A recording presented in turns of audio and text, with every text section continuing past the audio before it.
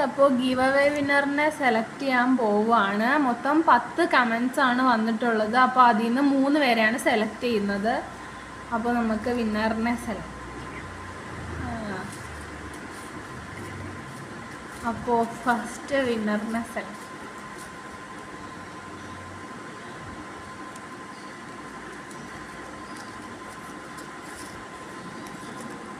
ഇതാണ് first winner.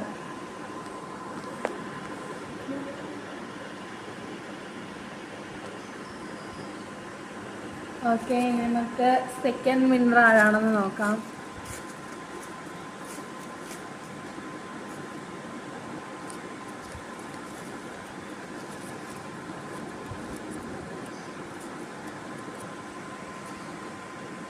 Okay, ഇതാണ് second winner.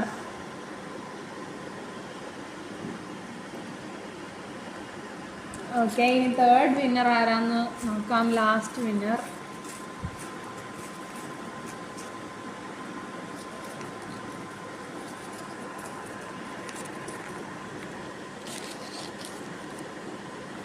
ഇതാണ് തേർഡ് വിന്നർ.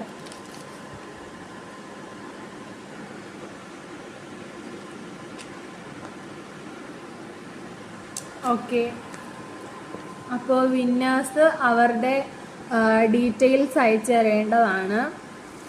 3 പേരാണ് വിന്നേഴ്സ്. അപ്പോൾ ഓക്കെ.